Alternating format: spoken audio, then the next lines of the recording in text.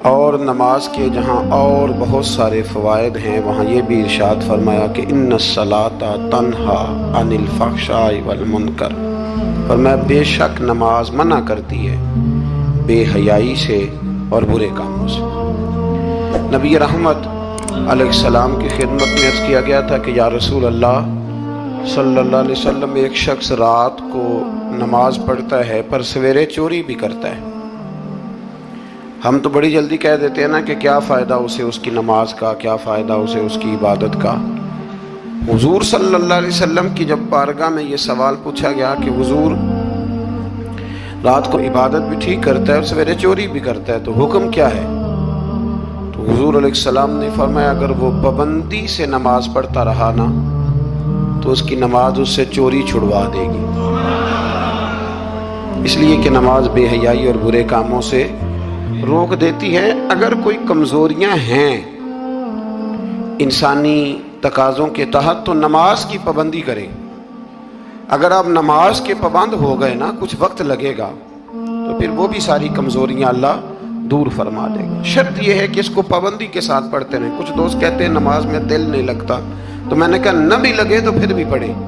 تو میرا سوال یہ ہے کہ ایک آدمی بالکل فارغ ہے، سوائے نماز کے، عبادت کے، سونے کھانے کے اسے کوئی کام نہیں، اور ایک شخص بیچارہ مزدور ہے، وہ ریڑھی لگاتا ہے، مثال دینے لگا ہوں، وہ ریڑھی لگاتا ہے، اس کے پاس دکان بھی نہیں ہے کہ وہ شٹر نیچے کرے یا تالا لگا کے چلا جائے۔ اب وہ نہ کسی کو کہہ کے آیا کہ یار ذرا 10 منٹ ٹھہرنا، میں نماز پڑھ کے آیا، تو وہ چلا گیا۔ وہ بڑا بے چین ہے کہ میری پیچھے ریڑھی بھی ہے، وہ بندہ جلد باز نہ ہو جائے، وہ نکل نہ جائے، وہ میری تھوڑا سا میرا راس ہے، 2-4 ہزار کا مال ہے، غریب آدمی۔ نماز بھی اس نے پڑھی، توجہ اس کی پیچھے لگی رہی۔ ایک بالکل فارغ تھا، کوئی مجبوری نہیں تھی، اس نے بھی نماز پڑھی۔ آپ یہ بتائیے کہ زیادہ ہمت کس نے کی؟ اس کا تو دل ہی نہیں لگا نماز میں، ریڑھی کی فکر تھی، لیکن ہمت زیادہ اس نے کی، اس لیے کہ اس کی مجبوری ہے، اس کے لیے آزمائش پیچھے کھڑی ہے، تیار ہے۔ دوائی کھانے میں دل لگتا ہے؟ کیوں کہتے ہو دل ہی نہیں لگ رہا آپ کا؟ خدا نہ خواستہ خاکم بدن، اللہ ہم سب کو معاف فرمائے، اگر بچے کو آپریشن کرانا پڑ جائے تو دل کرتا ہے؟ کیوں کراتے ہو؟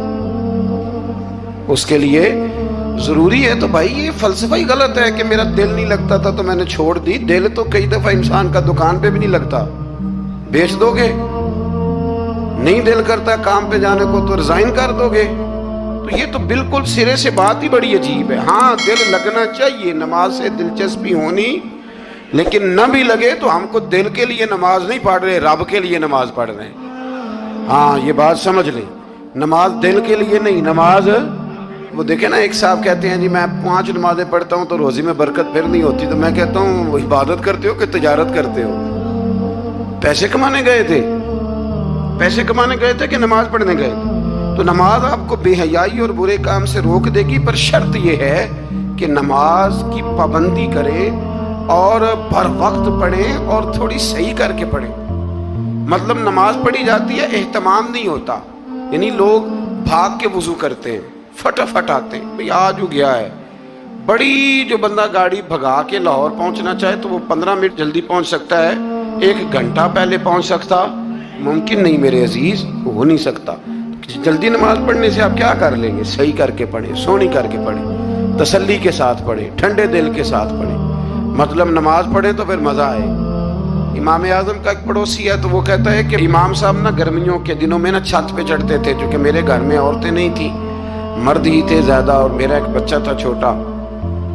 کہتے ہیں کہ وہ چھت پہ نماز پڑھا کرتے تھے تو وہ اتنی دیر تک کھڑے رہتے کہ لگتا کوئی ستون کھڑا ہے، رات کو ستون محسوس ہوتا، اتنی دیر تک وہ تلاوت کرتے، اللہ کی بارگاہ میں کھڑے رہتے۔ تو فرماتے ہیں جب ان کا انتقال ہوا تو میرا بیٹا کہنے لگا کہ ابا جی پڑوسیوں کی چھت پہ جو کھمبا تھا، جو ستون تھا، وہ کہاں گیا؟ تو کہتا میں رو پڑا۔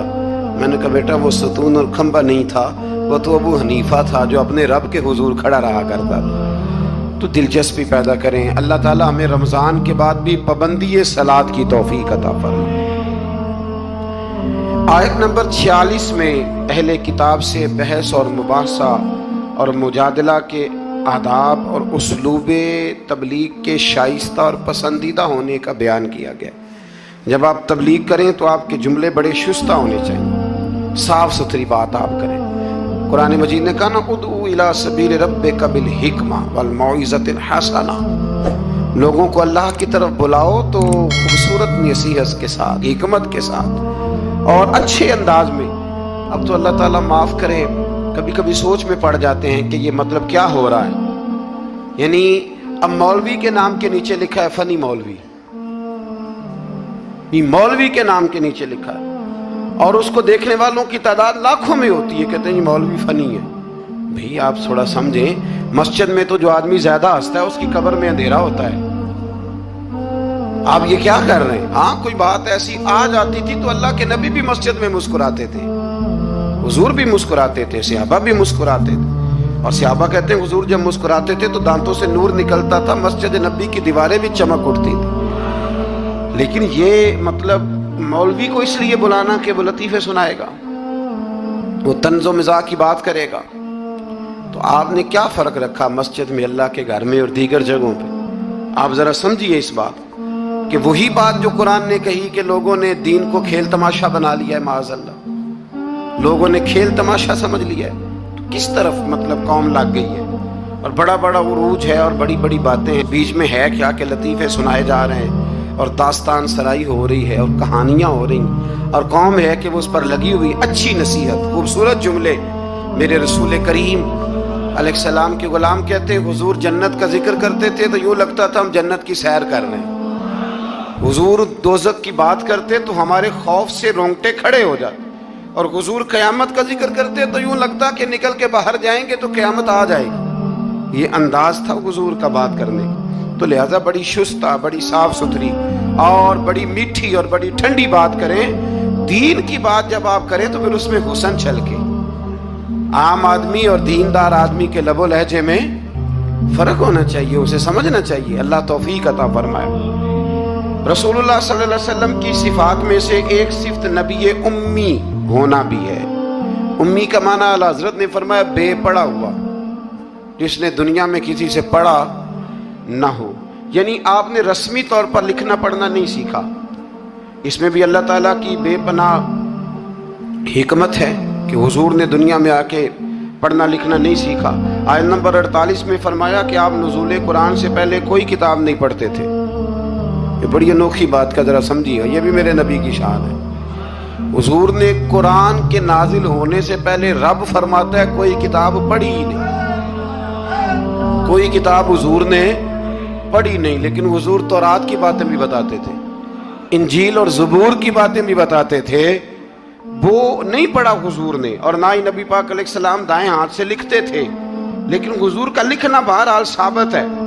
बाद में नबी पाक का बतौर मोजज़ा लिखना साबित है, अहादीस मुबारका से साबित है। लेकिन हुजूर अलैहिस्सलाम ने ना कोई किताब पढ़ी, ना दुनिया में हुजूर किसी के शागिर्द हुए। अर्रहमान अल्लमल कुरान, रहमान फरमाता है मैंने खुद उन्हें कुरान सिखाया है। हुजूर ने अपने रब से सीखा, डायरेक्ट अल्लाह के शागिर्द है मेरे नबी करीम।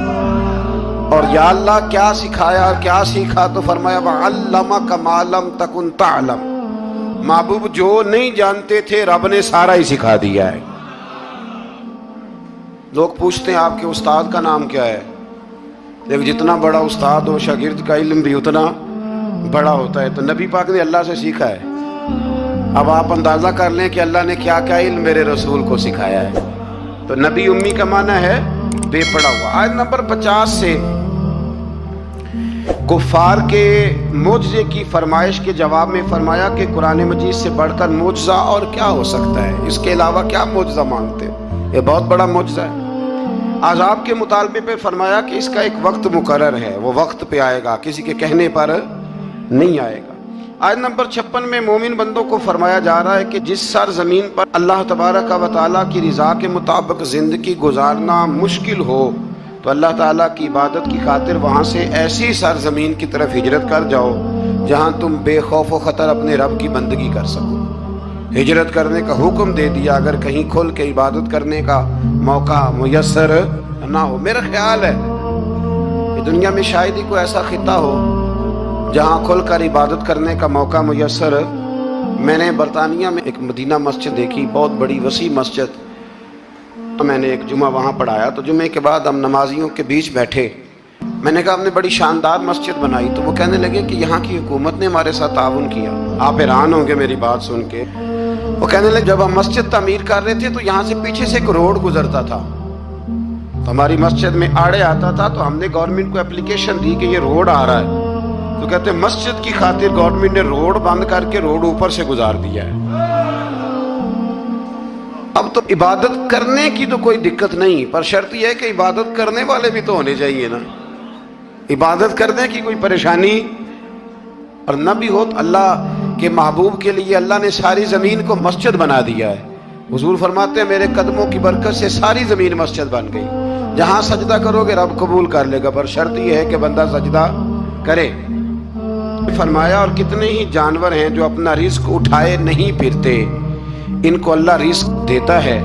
और तुमको भी यानी इंसान कितनी ही मनसूबा बंदी क्यों ना करे, असबाब का इख्तियार करना बजा है, लेकिन राज़िक हकीकी तौर पर सिर्फ अल्लाह ताला ही है। जानवरों को कभी देखा आपने कि उन्होंने गठड़ियाँ बांध के अपना रिस्क बांधा हो?